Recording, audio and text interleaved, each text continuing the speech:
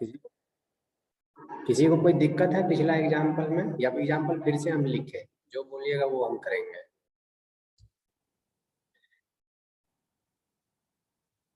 बताइए।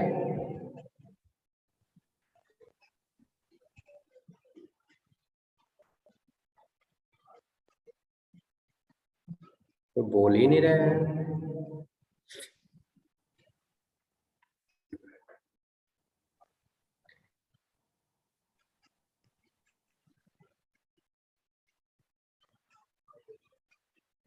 समझ में आया किसी को?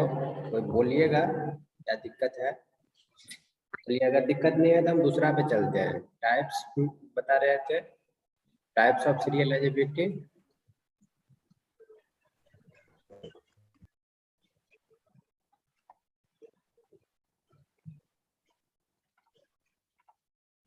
टाइप्स ऑफ सीरियल एलिजिबिलिटी में पहला बताए हम result equivalent.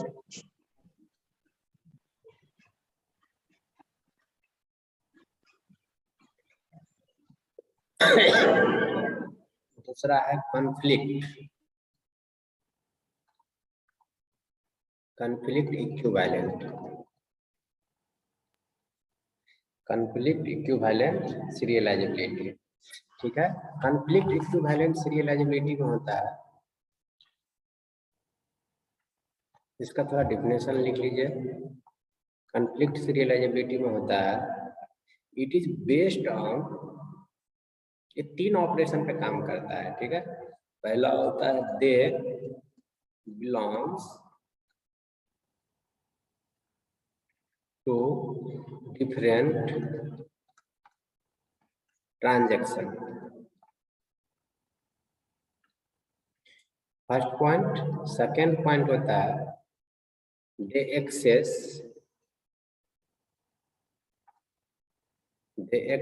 the same data items। और तीसरा इसका पॉइंट जो होता है at least one of the operation is a right operation।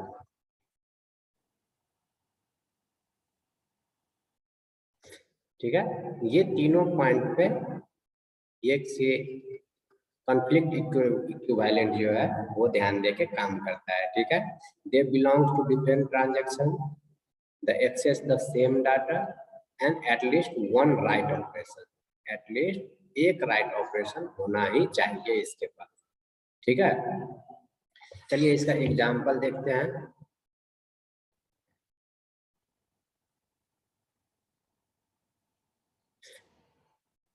ठीक है, इसके एग्जाम्पल से हम लोग समझते हैं।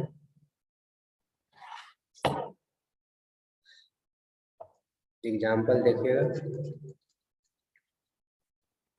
देखिए एक S1 लेते हैं। S1 में क्या होगा, T1 T2 ट्रांजैक्शन, इसमें पूरा में ट्रांजैक्शन पे ही बात होगा। ठीक है, ट्रांजैक्शन में रहता है रीड करता है ए को, राइट करता है ए को। ठीक है, फिर ये रीड करता है ए को और राइट करता है ए को, फिर ये रीड करता है बी को और राइट करता है बी को। ठीक है, और S2 ट्रांजैक्शन जो है T1 T2, S2 शेड्यूल जो है ये किस तरह का ट्रांजैक्शन लगा रहा है, तो ये करता है रीड करता है ए को, राइट करता है ए को, रीड करता है बी को, राइट करता है बी को। ठीक है, इसके बाद ये रीड करता है ए को, राइट करता है बी को। इसका देखिए क्या बोला था कि ये डिफरेंट ट्रांजैक्शन, तो ये हो गया इसका डिफरेंट ट्रांजैक्शन। देखिए T1 T2 T1 T2 different transaction हो गया।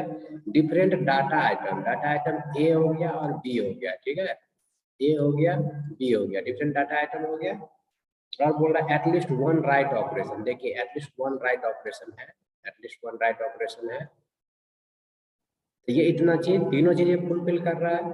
चलिए अब देखते हैं कि इसमें किस तरह से ये कॉन्फ्लिक्ट इक्विवेलेंट होता है, कॉन्फ्लिक्ट सीरियलाइजेबिलिटी होता है।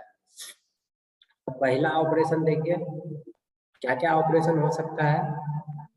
रीड राइट हो सकता है, राइट रीड हो सकता है, और राइट राइट हो सकता है। ठीक है, यही तीन ऑपरेशन पर आया है। रीड रीड ऑपरेशन नहीं होता है, रीड रीड ऑपरेशन नहीं होता है। ये तीन आगे ऑपरेशन कितना निकल पहला रहा देखते हैं, ये कौन कौन सा ऑपरेशन को ये फॉलो करता है। देखिए, रीड रीड नहीं होता है तो ए से ए वाले को ही देंगे। ठीक है, क्या हो गया, रीड राइट हो गया, रीड किया फिर राइट किया, रीड रीड तो होता नहीं है। फिर देखिए राइट और रीड, दूसरा हो गया राइट रीड ऑपरेशन, तीसरा क्या हो गया, राइट राइट ऑपरेशन। ठीक है, ए से ए वाले को ही मिलाएंगे, ए से, ऐसा नहीं कि ए से बी वाले को भी हम देखेंगे, ये नहीं, सेम डाटा आइटम होना चाहिए, सेम डाटा आइटम ए वाले को ही हम उससे मिलाएंगे। ठीक है, तो ये ऑपरेशन 1 हो गया, ऑपरेशन सेकेंड हो गया, ऑपरेशन थर्ड हो गया। ये थ्री ऑर्डर देखिए, रीड राइट राइट रीड, ये ऑर्डर हो गया। अब क्या इसमें भी सेम ऑर्डर है, ये देखते हैं। ठीक है, चलिए, same data item, read write पहला हो गया, रीड राइट, दूसरा हो गया राइट रीड, राइट रीड, और तीसरा हो गया राइट राइट, राइट राइट। अब इसका ऑर्डर और इसका ऑर्डर देखिए, क्या दोनों का ऑर्डर सेम है। इसका और इसका ऑर्डर देखिए, पहला में रीड राइट है, दूसरा में राइट रीड है, और तीसरा में राइट राइट है, राइट राइट होगा क्योंकि ये तीसरा में राइट और राइट है तो राइट राइट। तो देखिए दोनों का, इसीलिए इसको बोलेंगे S1 कॉन्फ्लिक्ट इक्विवेलेंट S2। ठीक है, ये S1 conflict equivalent to S2 हुआ। ठीक है, समझ में आया।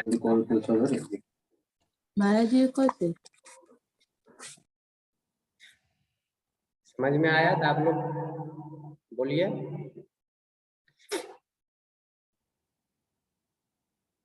अगर किसी को समझ में आया तो बोलिए। ठीक है, ये तो था कॉन्फ्लिक्ट इक्विवेलेंट। अब हम लोग बात करेंगे कॉन्फ्लिक्ट सीरियलाइजेबिलिटी की। अब हम लोग बात करेंगे कॉन्फ्लिक्ट सीरियलाइजेबिलिटी की। कॉन्फ्लिक्ट सीरियलाइजेबिलिटी क्या होता है। Conflict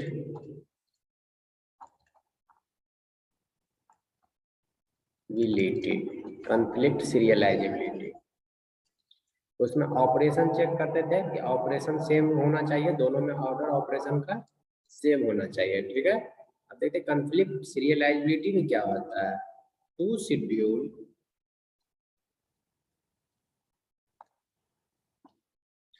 schedule is said to be conflict equivalent if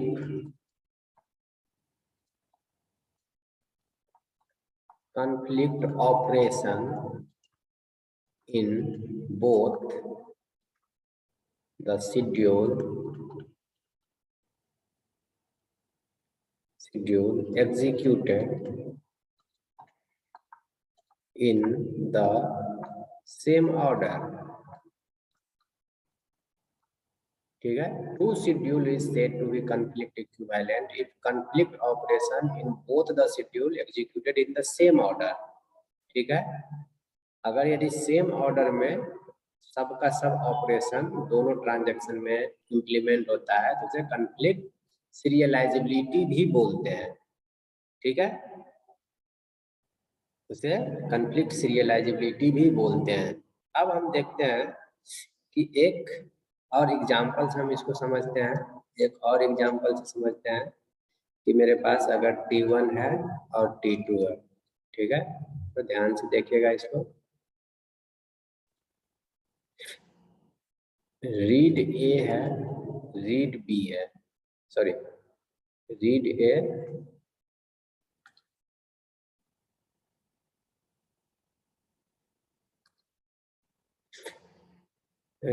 right A, ठीक है। फिर है read A, read B, write A,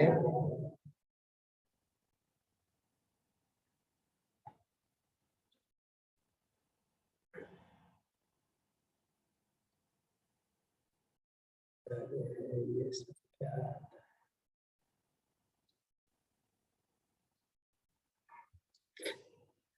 write A आ गया, write B, read B, write B, ठीक है। ये मेरा ऑपरेशन है। अब सेम डाटा, इसमें दो तरह का डाटा है, एक ए है और एक बी है, ठीक है। तो हम ऑपरेशन देखेंगे, ऑपरेशन देखेंगे क्या इसका सेम ऑपरेशन है सेम डाटा पे। पहले हम ए वाले के लिए देखते हैं, ठीक है। ए वाले के लिए देखते हैं, रीड रीड कोई ऑपरेशन नहीं होता है, तो पहला हो गया ये, पहला हो गया क्या, रीड राइट ए वाले के लिए, ओनली ए वाले के लिए हम चेक करते हैं, राइट रीड। दूसरा हो गया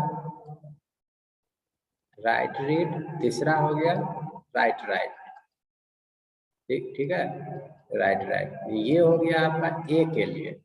अब चलिए चेक करते हैं बी के लिए, क्या बी के लिए भी सेम आता है, रीड, रीड तो होता नहीं है, read write first operation, read write first operation, right read second operation, और तीसरा ऑपरेशन क्या हो गया, राइट राइट।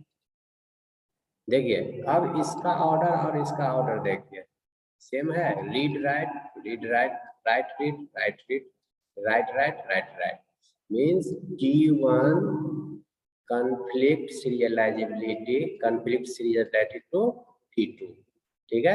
ये एग्जाम्पल था conflict serializability का, कि ऑर्डर सेम। देखिए यहाँ पे जो read write, right read, right right है, सेम ऑर्डर ए के लिए भी है और वही ऑर्डर बी के लिए भी है। क्लियर है?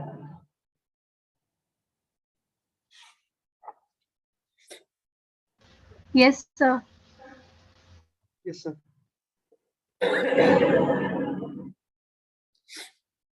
और एग्जाम्पल लेके बताएं।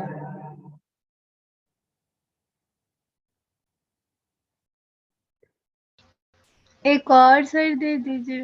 हाँ ठीक है, एक और एग्जाम्पल से बताते हैं। एक और एग्जाम्पल देखिएगा। अब हम एक नॉन सीरियल शेड्यूल से हम बनाना चाहते हैं कंफ्लिक्ट, चेक करते हैं कंफ्लिक्ट इक्विवेलेंट होगा कि नहीं, ठीक है। तो एक S1 लेते हैं जो non serial schedule, non serial schedule में क्या बोल रहे थे कि अगर यदि पहले ए खत्म हो जाए फिर बी स्टार्ट हो, ठीक है। पहले ए खत्म हो जाए फिर बी स्टार्ट हो, तब हम उसे सीरियल शेड्यूल बोलते हैं, ठीक है। फिर भी चेक करते हैं S1 के लिए T1 T2,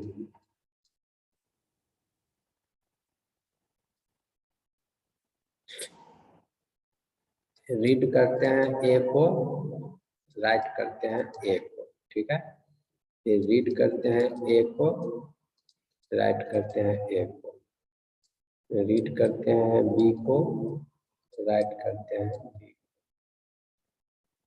रीड किए बी को, मीन्स इसको खत्म होने के बाद ये है फिर राइट बी, ठीक है। तो देखिए ये सीरियल शेड्यूल नहीं है। सीरियल शेड्यूल क्यों नहीं है, तो कभी T1 से हो रहा है, कभी T2 से हो रहा है, फिर T1 खत्म हुआ T2 स्टार्ट हुआ, फिर T2 खत्म हुआ T1 स्टार्ट हुआ। ऐसा इसको सीरियल शेड्यूल नहीं बोलते, इसको क्या बोलते हैं, non serial schedule. Non serial, non serial क्यों नॉन सीरियल शेड्यूल है कि T1 खत्म होने के बाद T2 स्टार्ट होता है, उसके बाद फिर से T1 स्टार्ट हो रहा है, देख रहे हैं। इसको हम नॉन सीरियल आ गया, ठीक है। अब हम चलते हैं कि नॉन सीरियल शेड्यूल से क्या क्या आगे बन रहा है, ठीक है। हम S2 देखते हैं, S2 बनाते हैं कि नॉन सीरियल शेड्यूल से आगे क्या क्या बन सकता है। क्या कॉन्फ्लिक्ट इक्विवेलेंट हो सकता है आगे वाला?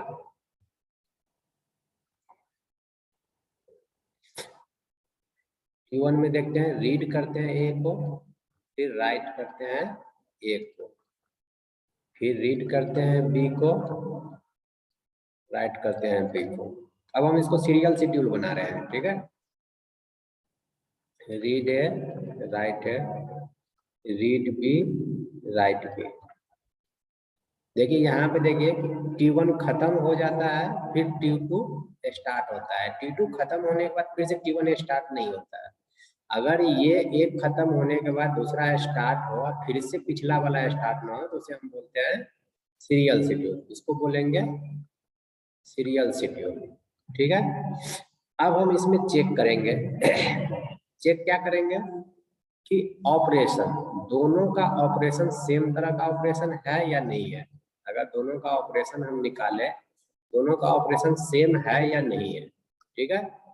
चलिए ऑपरेशन निकालते हैं, ऑपरेशन चेक करते हैं। रीड है, रीड रीड तो होता नहीं है, तो रीड राइट होगा पहला, राइट रीड होगा दूसरा, और राइट राइट होगा तीसरा, ठीक है। पहला देखिए रीड राइट हुआ, राइट रीड हुआ, और राइट राइट हुआ, ये इसके लिए हुआ, ठीक है। अब बी के लिए देखते हैं, राइट रीड, रीड राइट हो गया, राइट रीड हो गया, और राइट राइट हो गया, पहला दूसरा और तीसरा, ठीक है। इतना तरह का ऑपरेशन हुआ। चलिए इसके बाद हम S1 को देख लिए, S1 में इस तरह का है, क्या S2 में भी इसी तरह का? अगर S2 में इसी तरह का होगा तो इसका मतलब कि S1 conflict equivalent to S2 होगा, कॉन्फ्लिक्ट इक्विवेलेंट टू S2 होगा, ठीक है। चलिए पहला देखते हैं, रीड राइट ए के लिए देखें, रीड राइट हो गया, राइट रीड हो गया, और राइट राइट हो गया, ठीक है। अब बी के लिए देखते हैं, रीड राइट हो गया, रीड राइट हो गया, राइट रीड हो गया, और राइट राइट हो गया। अब देखिए इसका ऑपरेशन और इसका ऑपरेशन, दोनों का ऑपरेशन सेम है, इसीलिए हम बोलेंगे S1 conflict equivalent to S2, इसलिए हम इसको बोलेंगे S1 conflict equivalent to S2, ठीक है। अगर यदि कोई सेम नहीं होता, अगर यदि कोई सेम नहीं होता तो उसको हम बोल देते कि ये सेम नहीं है, ये इक्विवेलेंट नहीं है।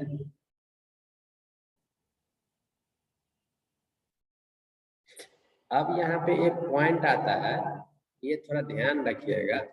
अगर कोई नॉन सीरियल शेड्यूल किसी भी सीरियल, ये आप लोग खुद से नोट कर लीजिएगा, शेड्यूल के कॉन्फ्लिक्ट इक्विवेलेंट है तो वो नॉन सीरियल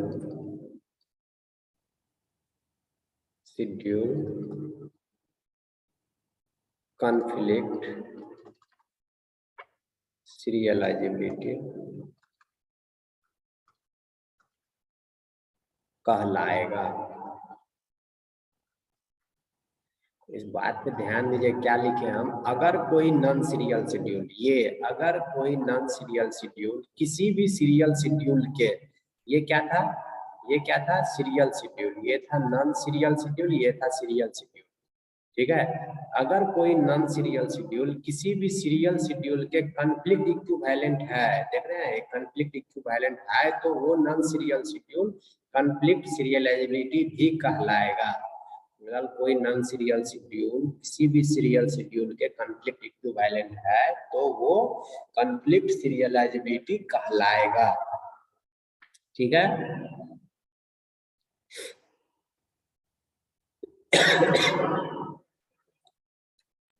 ठीक है। Yes sir. अब आप बोलिएगा कि सर आप सारा सीरियलाइजेबिलिटी वाला बता दिए कॉन्फ्लिक्ट, कोई ऐसा एक एग्जांपल बताइए जो non serialisability non conflict equivalent. ठीक है, ठीक है, एक नॉन कॉन्फ्लिक्ट इक्विवेलेंट का हम एग्जांपल बताते हैं। छोटा सा एग्जांपल होगा, एक S1 लेते हैं, T1 T2, छोटा सा है, बड़ा नहीं है। रीड किए A को, रीड किए B को, ठीक है, रीड किए A को, राइट किए A को, राइट किए B को, ठीक है।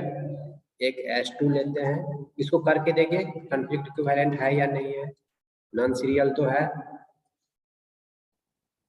रीड किए A को, राइट किए A को, रीड किए B को, राइट किए B को, ठीक है। अब इसमें देखिए दो तरह का एग्जांपल है, दो तरह का शेड्यूल है, S1 और S2। तो इसमें हम चेक करेंगे अब कि S1 कॉन्फ्लिक्ट इक्विवेलेंट है या नहीं है। यहाँ डाटा A है, यहाँ A है, यहाँ B है, यहाँ B है। अब अगर यदि A वाले से कोई A ट्रांजैक्शन है, ट्रांजैक्शन 2 से अगर यदि कोई ऑपरेशन लगाना चाहे, रीड राइट, राइट रीड या राइट राइट, देखिए इसमें इस साइड ए है, इस साइड ए है ही नहीं, तो ये किससे कॉन्फ्लिक्ट करेगा, किससे ये अपना पेयर बनाएगा, कोई ऑपरेशन तो लगेगा नहीं, एक साइड ए है एक साइड बी है, तो यहाँ पर तो ये फेल ही कर जा रहा है। शेड्यूल ए शेड्यूल बी के कोई ट्रांजैक्शन ए ट्रांजैक्शन से कोई मतलब नहीं है, ये अलग ट्रांजैक्शन कर रहा है, ये अलग ट्रांजैक्शन कर रहा है। इसमें भी देखिए ये ट्रांजैक्शन अलग कर रहा है, ये ट्रांजैक्शन अलग, ये अलग डाटा पर ट्रांजैक्शन कर रहा है, ये अलग डाटा पर ट्रांजैक्शन कर रहा है। तो इसका मतलब S1 note conflict equivalent to S2। समझ में आया? यहाँ पे सेम डाटा है ही नहीं, डिफरेंट डिफरेंट डाटा है। T1 ट्रांजैक्शन जो हो रहा है A पे हो रहा है, T2 क्या हो रहा है B पे हो रहा है। तो दोनों में अगर सेम डाटा होता तभी तो ये सारा ऑपरेशन लग पाता, सेम डाटा है ही नहीं तो ऑपरेशन कोई लगेगा ही नहीं। समझ गए? अब है कि इस सारे चीज को ये जो इतना हम करते रहे, ये तो काफी लेंथी सा क्वेश्चन हो गया। ठीक है, ये काफी लेंथी क्वेश्चन हो गया। तो इसको आसान करने के लिए हम क्या लगाते हैं, तो इसको आसान करने के लिए हम लगाते हैं प्रेसिडेंस ग्राफ। ठीक है, अब इसको आसान करने के लिए हम प्रेसिडेंस ग्राफ का मदद लेते हैं कि कॉन्फ्लिक्ट सीरियलाइजेबिलिटी है या नहीं उसको चेक करने के लिए। ठीक है, तो चलिए हम एक एग्जांपल से बताते हैं कि आसान तरीका जो होता है, ये तो बहुत लेंदी तरीका था कि इसमें चेक करो, ये करो, ये करो। तो एक आसान से तरीका, कोई भी चीज अगर किसी चीज से सॉल्व नहीं हो रहा है तो उसको ग्राफ में लेके आ जाइए तो आसानी से सॉल्व होता है। ठीक है, पीसी डेंस ग्राफ किसको चेक करता है, कॉन्फ्लिक्ट सीरियलाइजेबिलिटी को, कॉन्फ्लिक्ट सीरियलाइजेबिलिटी को ये चेक करता है। ठीक है, तो इसके लिए चलिए एक एग्जांपल से समझते हैं कि कैसे ये चेक करता है। T1 एक T2 ट्रांजैक्शन है, कुछ इसका ऑपरेशन होगा, रीड करता है A को,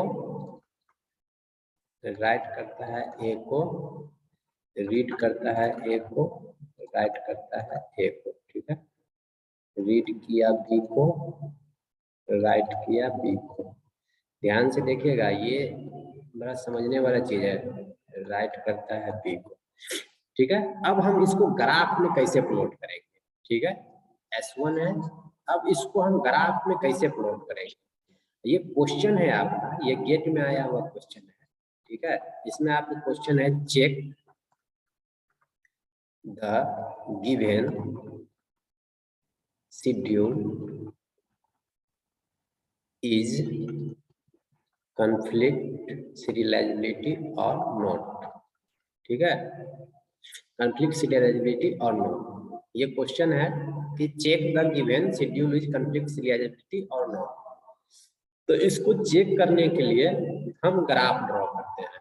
पहले तो ये ध्यान रखिए कि आपके पास जितना भी ट्रांजैक्शन होगा उतना नोड बनेगा, ठीक है। T1 हम नोड बना दिए, एक T2 नोड बना दिए, ठीक है, नोड बना दिए। अब हम इसमें ट्रांजैक्शन देखेंगे। देखिए पहला आर रीड रीड तो होता नहीं है, तो क्या होगा, रीड राइट होगा। पहला T1 से T2 में रीड राइट हो गया, हम रीड राइट एक बना दिए। और क्या होता है, राइट रीड होता है, तो T1 से T2 फिर T1 से T2 है, ठीक है। तो दूसरा नहीं बनाएंगे, फिर से नहीं इसको बना देंगे, ठीक है। एक है तो है, मीन्स एक बार ये ग्राफ बन गया तो उसको दोबारा हम फिर से नहीं बनाएंगे, इस तरह से नहीं बनाएंगे फिर से, ठीक है। एक बन गया है तो वही बात से वो फॉलो करेगा। तीसरा क्या है, राइट राइट।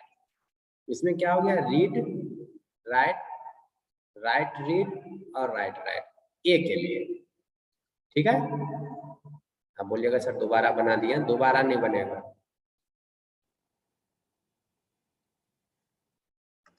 ये किसके लिए था, ए के लिए। अब बी के लिए चेक करते हैं, right read, right read T1 से T2 था, right read sorry read write, right read और राइट राइट सेम होगा बी के लिए भी। इसमें देखिए कोई साइकिल बन रहा है, कोई साइकिल तो नहीं बन रहा है, ये भी इधर से ही जा रहा है और ये भी इधर से ही जा रहा है, ठीक है। तो इसको हम मिटा के इसके बदले हम कॉमा डाल सकते हैं नहीं है। अगर यदि हम इसको नहीं लिखे तो ए कॉमा बी लिख सकते हैं। देखिए क्या साइकिल बन रहा है। अगर यदि ये साइकिल नहीं बन रहा है तो इसका मतलब ये जो है कॉन्फ्लिक्ट, ये S1 जो है कॉन्फ्लिक्ट सीरियलाइजेबिलिटी ये कहलाएगा, समझ गए। अगर यदि ये साइकिल नहीं बनाता है इसको हम कॉन्फ्लिक्ट सीरियलाइजेबिलिटी बोलेंगे, ठीक है। इस तरह के जो ये सॉर्टिंग होता है, इस तरह का जो हम प्रेसिडेंस ग्राफ होता है, इस ग्राफ को बोलते हैं टोपोलॉजिकल सॉर्ट।